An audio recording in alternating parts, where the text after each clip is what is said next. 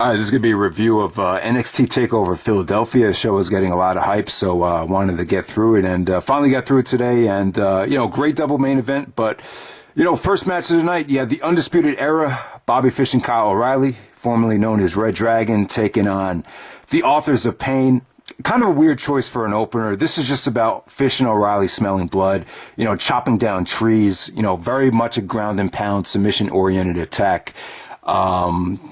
It's kind of weird to see O'Reilly. I feel like O'Reilly's been a babyface for so long, and it's kind of an adjustment for me to, see him go back to the old days of him being more of a heel again. But, like I said, O'Reilly and Fish, just ground and pound attack, just lots of submissions, a great roll up to end the match. I thought the roll up really worked there.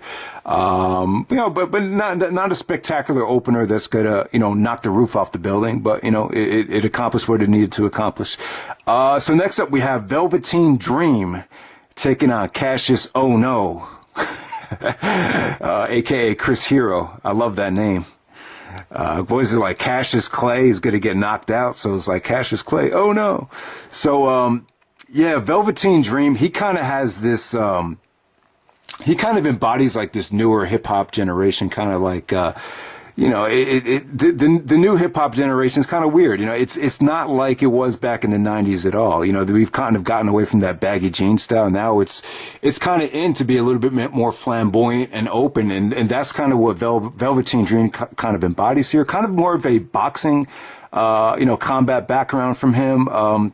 But, to be honest with this match right here, it was a little bit depressing to watch. The Hero still coming out with these basketball jerseys, still, hasn't lost any weight. And he just the attire and the presentation of Kassius Ohno, just looks a little bit goofy. And the Philly fans were kind of booing him here. And, Velveteen's Dream, his character seems like it's really caught on. Don't get me wrong, Velveteen's good in the ring and everything. And I thought his finisher off the top rope, or off the top ring post, that was a really unique elbow drop he gave here. But, he just doesn't have the kind of experience Hero has. And as a Hero fan, it's just depressing to see, what I saw out there. Hero getting booed and them cheering this younger guy that, obviously it's, in my opinion, Hero is up there with AJ Styles, Nakamura, Gargano is one of the best wrestlers on the roster. And, it's just, I don't know. I don't know if Hero's on some sort of medication. I just don't get it, as to why he can't, tone up and get back to the Kings of Wrestling Chris Hero when he was, tagging up with Claudio Castagnoli.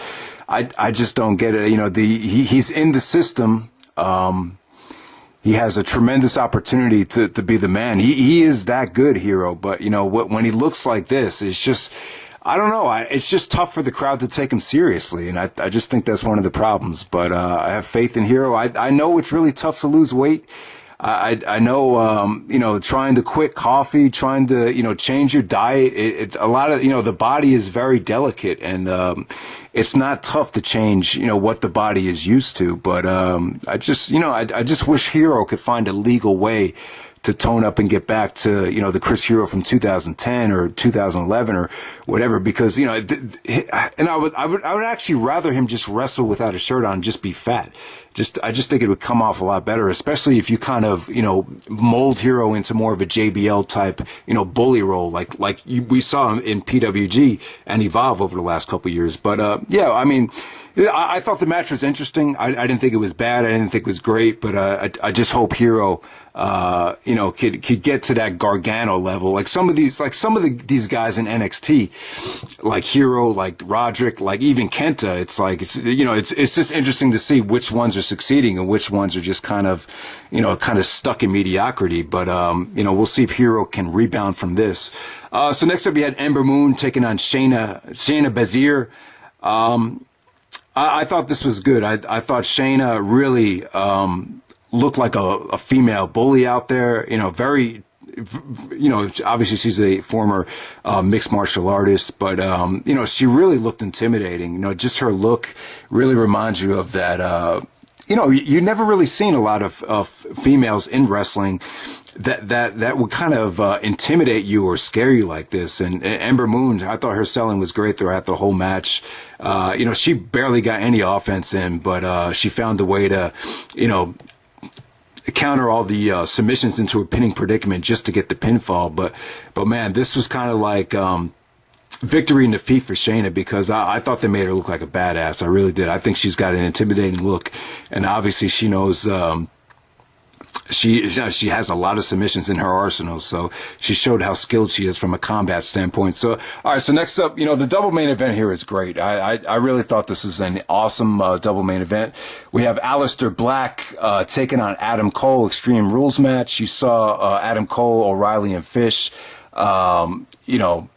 beat up Aleister Black after he beat, what was his name? Bobby Roode back at SummerSlam weekend.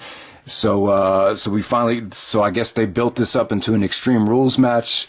And, very personal here. Now here's the thing about this match. With Cole, we've seen him in ladder wars, fight without honors. A lot of these stipulations were, he's able to, use weapons and use hardcore stunts and everything like that. And, in the past, a lot of them didn't go that well. I thought the ones with O'Reilly worked really well. I thought their match at Final Battle was actually great last year.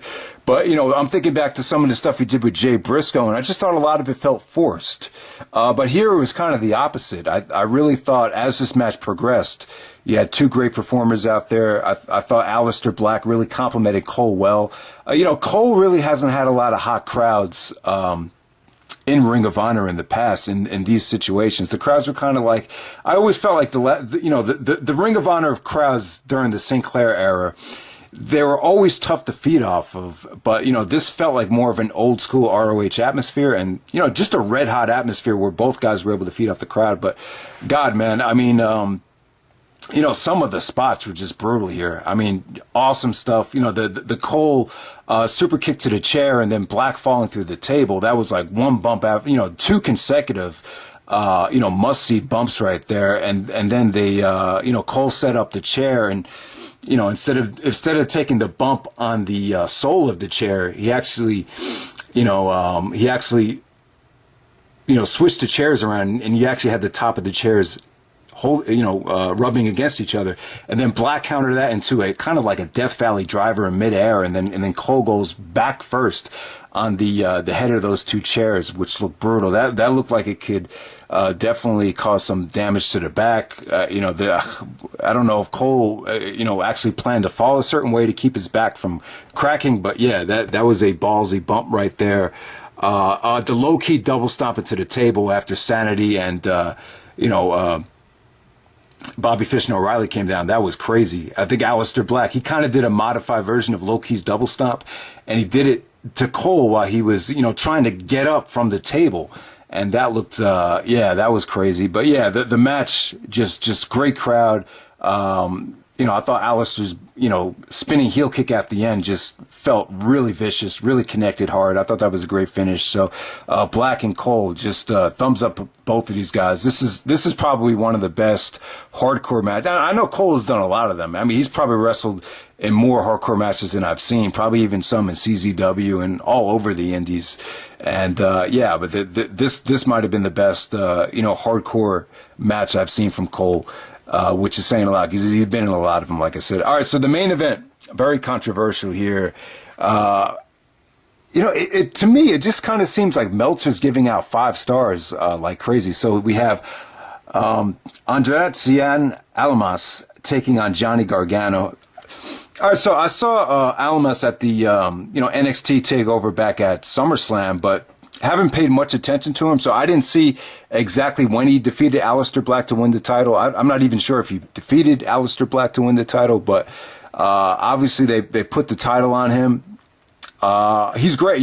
He's from the CMLL promotion, I believe, from Mexico, and definitely has a lot of experience taking on Johnny Gargano here, Johnny wrestling. some are saying that this is a 5-star match. Meltzer gives this 5 stars. I've seen a lot of YouTubers give this 5 stars. Some people that commented on my Royal Rumble video would give this the 5-star rating. And, I have no problem with that if you think this is 5 stars. Let me say this. This might have been the most supportive crowd in WWE history for any superstar in quite some time. It's definitely up there. The crowd support for Gargano was incredible. It was really like 100-0, which you never see that. And they kind of booked this like it was a New Japan main event. Really got a lot of time. Really starts off. It didn't start off slow, but they just got so much time for a match that went at this pace. I was just shocked by it. But yeah, man, Gargano is just in tremendous shape.